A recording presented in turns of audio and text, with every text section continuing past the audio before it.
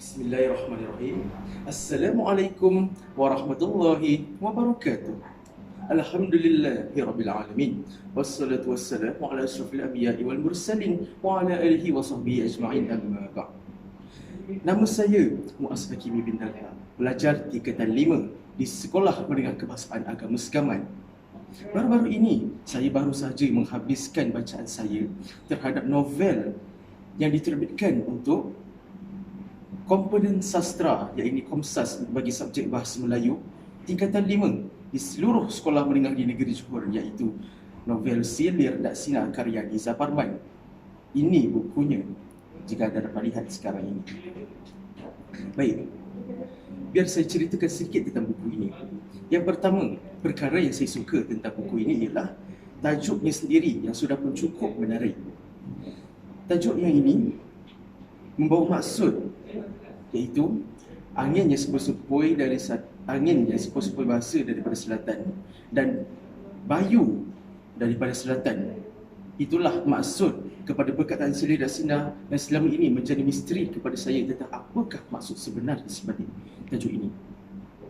Yang kedua, saya juga suka akan isi kandungannya yang sangat padat dan menarik. Ini kerana ia juga terkait dengan tajuk ini yang mengatakan angin yang sepoi-sepoi bahasa daripada selatan. Bermaksud novel ini mengisahkan tentang negeri Johor, iaitulah negeri di selatan semenanjung Malaysia. Untuk lebih maklumat lagi, buku ini menceritakan tentang tarian Zapin Cincai dan juga pengelolanya, iaitu pelopornya. Baiklah, sebelum saya memasuki sinopsisnya, biar saya menceritakan sedikit tentang watak utamanya, iaitu Haikal.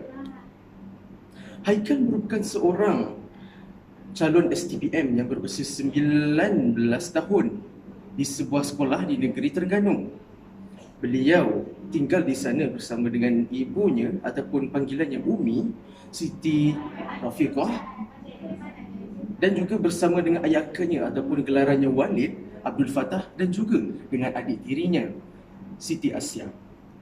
Punca konflik keluarga dan perselisihan pendapat sesama suami dan isteri menyebabkan keluarga Haikal berpecah belah dan menyebabkan ayah kandungnya Abdullah bin Kayan dan juga uminya berpisah. Sejak itu, Haikal mengikuti ibunya ke Kuala Terengganu kerana ibunya mahu mengusahakan sebuah perniagaan batik di sana dan meninggalkan ayahnya seorang diri dengan kehidupan sastranya yang berpaksikan tarian Zapin dan sastra. Semenjak itu, Haikal bertekad untuk mencari kembali kehidupan arwah ayahnya agar dia dapat mengetahui sejarah ayahnya yang tidak pernah diketahui sebelum ini. Baiklah, saya akan memasuki sedikit sinopsisnya sebagai tajuk utama hari ini. Haikal pada satu hari mendapat sebuah manuskrip daripada seorang garis berbangsa Cina, iaitu Ong Si Hua. Haikal selalu membilik-bilik manuskrip tersebut sehingga beberapa peristiwa yang hampir mencederakannya berlaku.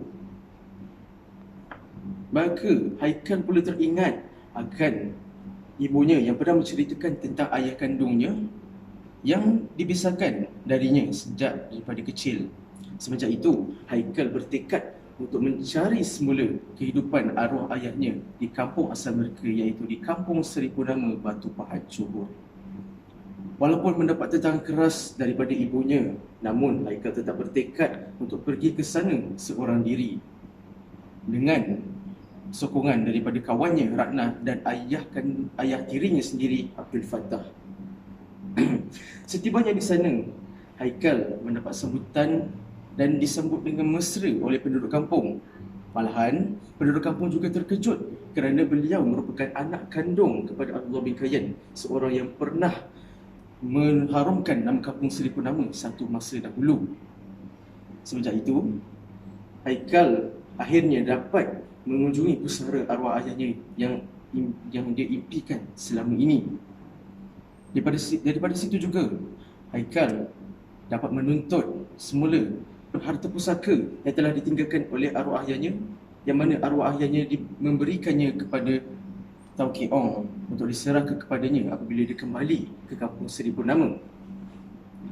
Dan semenjak itu, dia dapat belajar tarian zapin dan mengenali Ong Si Hua, yang mana Ong Si Hua itu sebenarnya adalah anak kepada Tauke Ong, iaitu jiran ataupun kawan rapat ayahnya selama ayahnya hidup di dunia ini.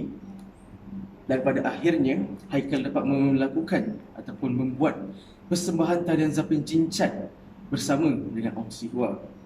Tambahan, lebih manis lagi, ibu kandungnya iaitu Siti Rafiqah, Walid dan Siti Asyah sanggup datang daripada Kuala Terengganu ke Batu Pahat semata-mata untuk melihat Haikal melakukan persembahan tarian zapin Jincat.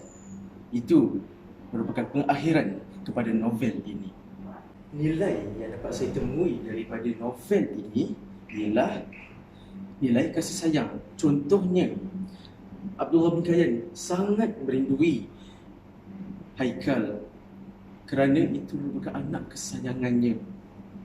Dan pengajaran utama yang saya dapat daripada novel ini ialah kita haruslah mempertahankan khazanah bangsa, iaitu bahasa Melayu dan kesusastraannya seperti tarian zapin dan juga sajak, kerana itulah satu-satunya khazanah bangsa yang kita ada yang tidak dimiliki oleh negara lain. Sekian saja daripada saya. Terima kasih kerana menonton. Assalamualaikum warahmatullahi wabarakatuh.